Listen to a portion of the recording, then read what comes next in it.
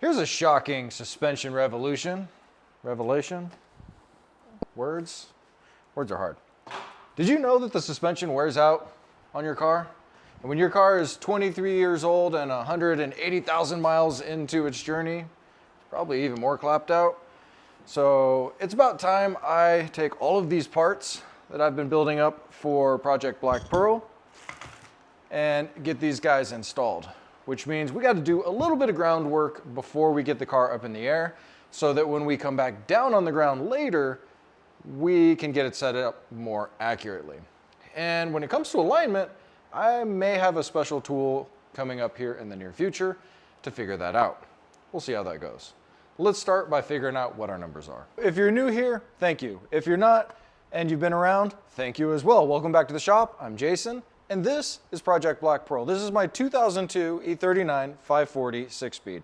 I've been slowly converting it over to an M Sport because they never made one in 2002. It had the M suspension package, but not the full Sport. So I've done the whole interior. You can take a look at all those videos. I've got the playlist linked down below. What I mentioned was getting a baseline for both ride height, and I'm gonna use an angle gauge to try to figure out where my current camber settings are so that when we get this all back together, we can figure out how to get it driving down the road straight and potentially do an alignment here at home. I'm gonna be using a metric tape measure because really that's the only way you should be doing this. And I'm gonna measure it the way that BMW recommends, from the lip of the wheel here up to the fender, perpendicular to the ground. So I'm gonna grab the lip, measure it out. We're at 596 millimeters on the right rear. And my plan with this, because I'm running the same suspension that I run on my M5, is to actually drop the car down to about the same height, right around 570 millimeters, which will be a pretty big difference. For camber, I'll run similar camber settings, but to get a baseline, I'm just gonna use my little welding gauge here. We'll zero it out and see what the face of the wheel is showing. We're showing 87.8, which is 2.15 degrees. And what I'll do is go around and do these measurements on all the wheels before I get it up in the air. You might notice that the front and rear sits different than how you want it. With the BC coilovers, you can adjust it to ride totally leveled, stink bug, truck style, whatever. I'm gonna have the rear end just slightly higher than the front so that under acceleration, it levels out. Before we put the car up in the air and start unbolting everything underneath, I'm gonna go ahead and pull the rear partial shelf because we need this out in order to mount or to access the upper shock mounts. A couple of things to note.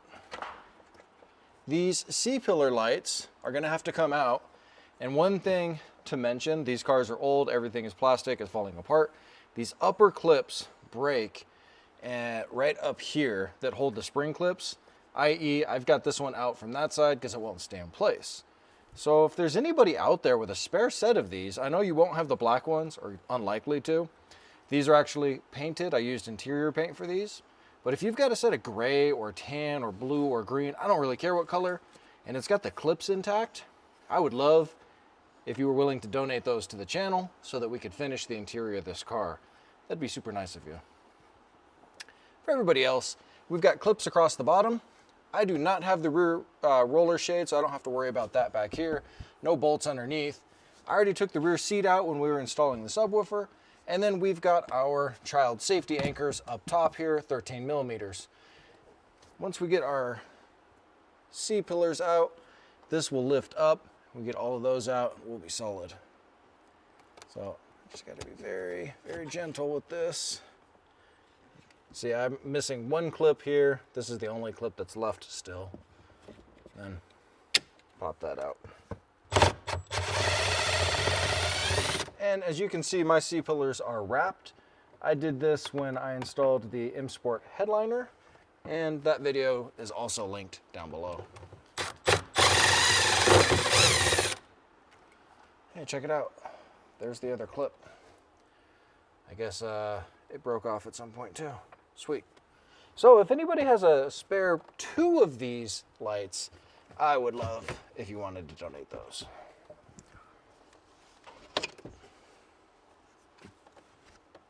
Now we have access back here. Small oversight on my part, the back here runs all the way under this center headrest support. So it's not going anywhere with this thing in place still. So a couple 4mm. Right.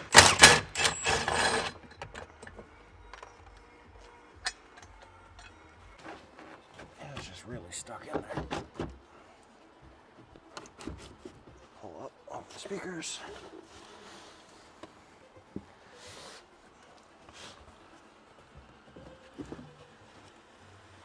then down, forward. Now we can get the speakers out to get underneath there to get our... It's right underneath the speakers, the shock mount. Yes, it is. Okay. Just have to put everything under something else. We can take the seat belts out if we want to take this all the way out, which I think we can clean it while it's inside the car with a little compressed air. This should lift and pop. There we go. That's a deep box. Yeah, a lot of sound. All the sound fits through there for air transmission. So way back in the day, I was working on a Z3 at the shop, and I don't remember what exactly I did, but the rear of the car got light and it started to go up, or the front got light. I don't know, but I know that that thing started to tip, scared the living daylights out of me, and all 250 pounds of me grabbed onto it, held it down until somebody could throw a pull jack under the back end of it. What I learned was I always take some sort of strap to the striker plate, and I bring the car in contact or tie it down to my lift arms so that as I take weight out of whichever side it is I'm working on, the car is hopefully not going to go anywhere until I can get into a safe position with like some pull jacks or jack stands or whatever the situation may be. This is just slightly loose, but through the striker plate, it's going to keep it from lifting on me and potentially turning into a dangerous situation. Here, so I'll pull back. This is gonna have tension on the studs. So you just have to... So we'll just be doing some wiggling. Okay. And then once it's out, we'll go forward towards the door. Right there, right. Okay.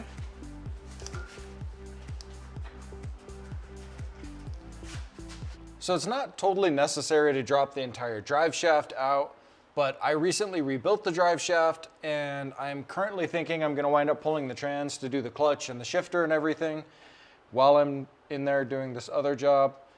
So I'm gonna pull the drive shaft out. The instructions say specifically not to use an impact on these up against the drive shaft for concerns of damaging the drive shaft with the harmonic resonance. I've done it this way forever and have thus far been okay, so I'm gonna go ahead for it. It is loud though. I also believe that these nuts and bolts are supposed to be replaced each time, or you could use a little bit of blue Loctite on them when you go to torque them down. Because of course you're torquing these, right? While you're laying on your back in the driveway. All the respect for you guys doing it in the driveway. My 3 herniated discs, they would not allow for that. Part of the reason I got out of doing this professionally, my back. That, and as many of you professional mechanics know, the absolute and utter lack of respect for the trade, the underpayment, the pain in the ass of warranty work. I could go on. And in fact, you ought to do that down below. Why are all the mechanics leaving this field? There's plenty of reasons. If these nuts don't want to come out, don't force them, because this stud is from the inside and there's other sheet metal in the way to get to it. So you'd be in for a really bad day.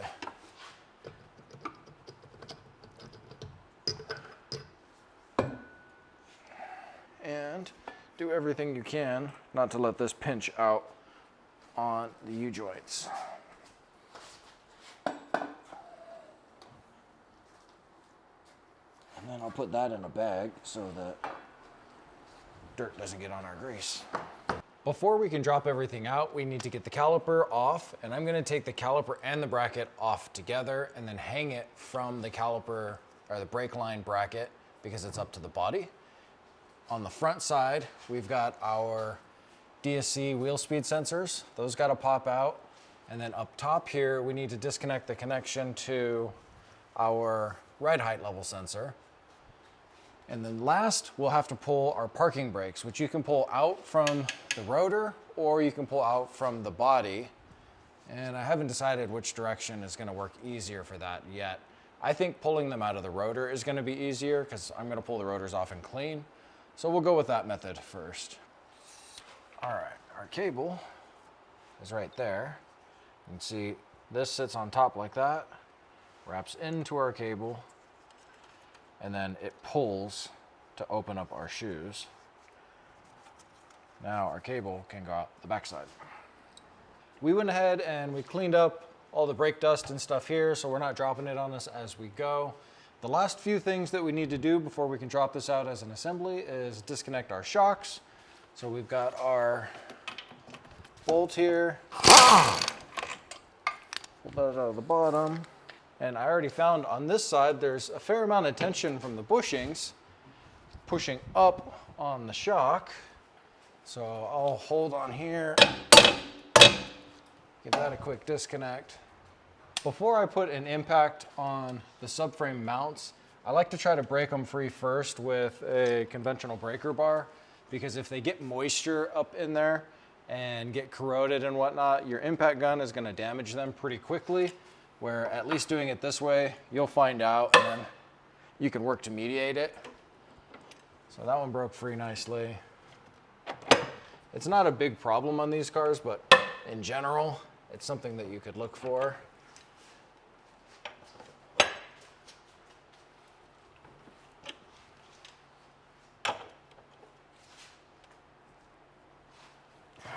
And in our case, we're totally good. We put together a quick brace here to hold the differential up to give our control arms just a little bit of clearance as we go ahead and start loosening our bolts. As you can see, it's currently being supported by our jack.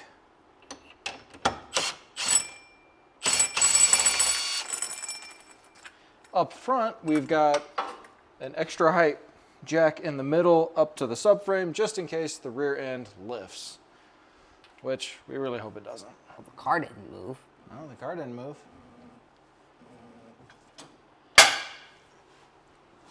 We're a little jammed up on the shock over here. There we go. Oh, I gotta take this ABS sensor out of the clips. I missed that.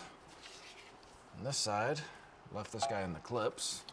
There we go. Now that guy's good. We're totally loose. Car feels stable. What are we catching over there? Is that the shock? Yep, you're good now, though. Okay, the parking brake should be free. Okay.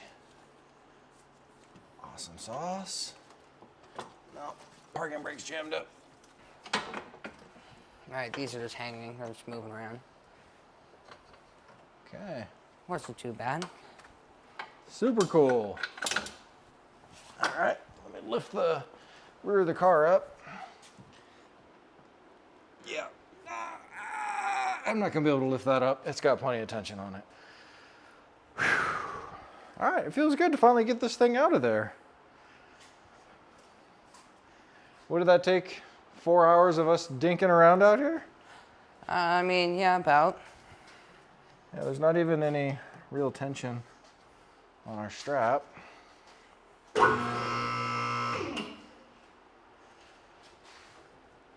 I mean, it's definitely lighter, but It ain't gonna go anywhere. no, we'll put it all the way up and we'll just put a pull jock under the front. Of course, you know me, as soon as I get something out of the car, I need to start cleaning, which means I gotta go out into the armpit of Phoenix here, the sun, the gross. It's 82 degrees here in the shop. That mini split is working its ass off. And I gotta get sweaty. Gosh, that part sucks. But I've only had a mini split a little while, either way. You know, we're gonna be cleaning all sorts under here and then getting this guy all cleaned up and brightened. I might even polish the subframe like I did on my M5.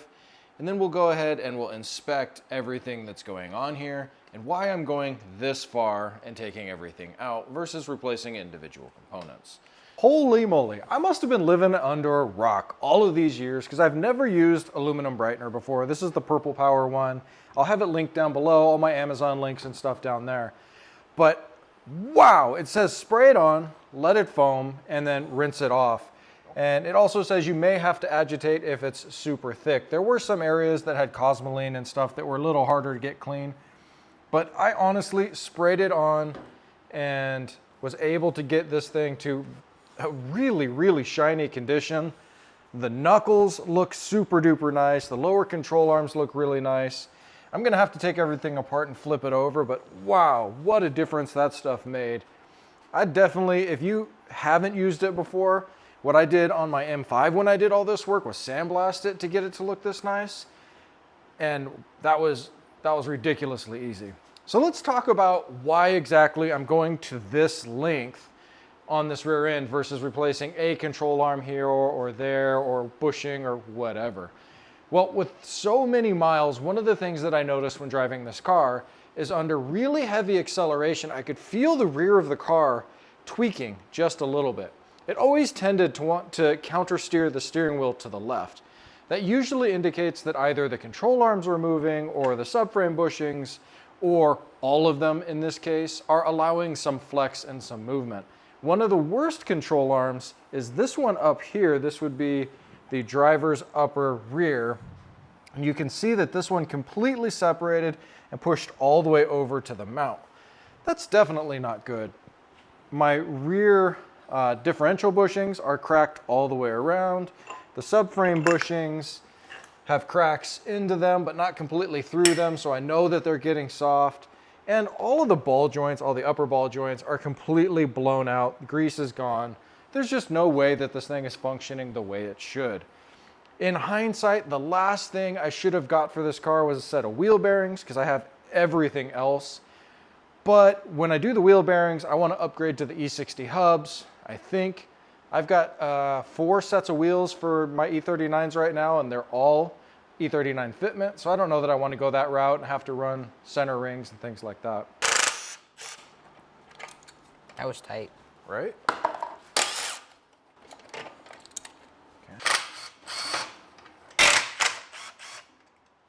Want to make sure that all of our little adjusters stay together.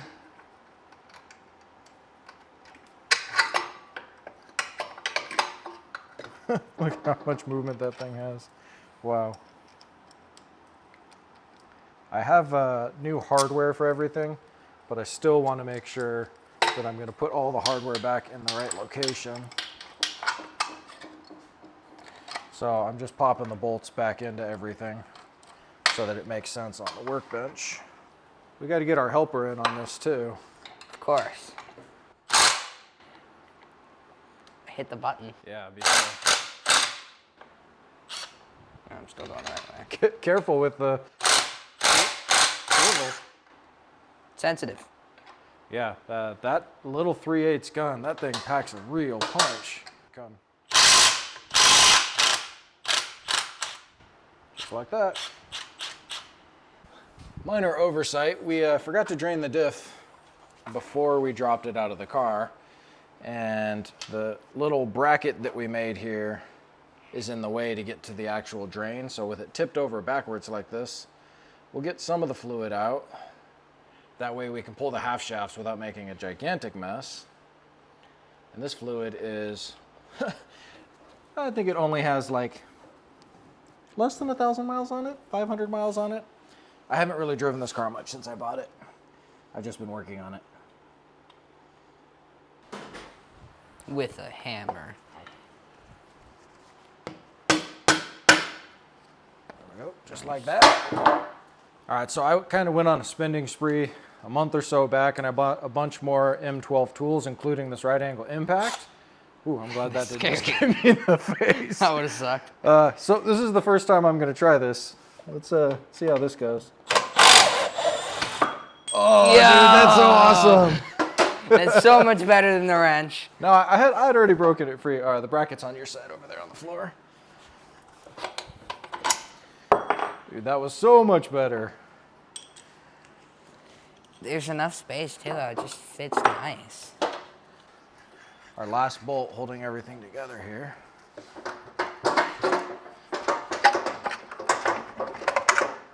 Now the only thing holding anything together is the drive shaft in the diff.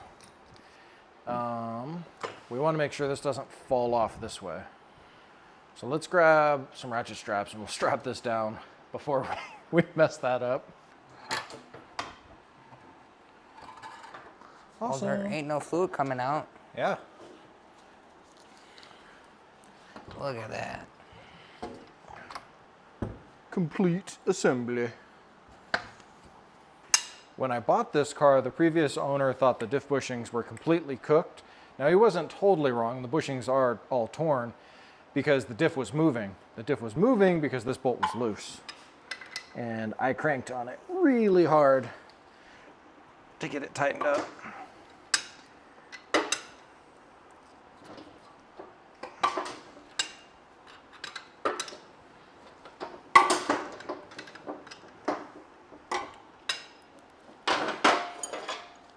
Dueling impacts.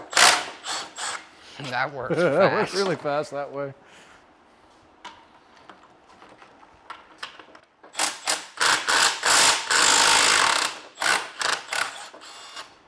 I'm leaving the bolts in so it can't fall.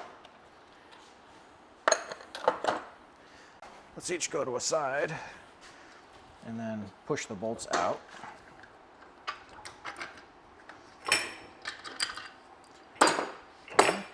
Should be able to come straight up and watch the diff. This thing is very light.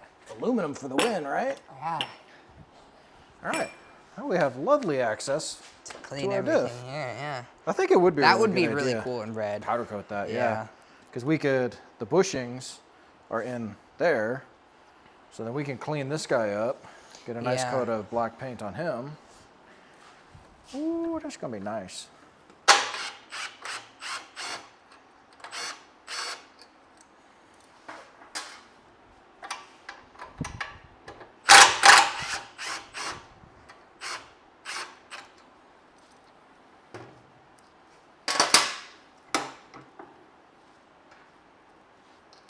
I do have polyurethane bushing grease that we can put on here. And these look like they're in decent shape. The sway bar mounts on the E39 are aluminum.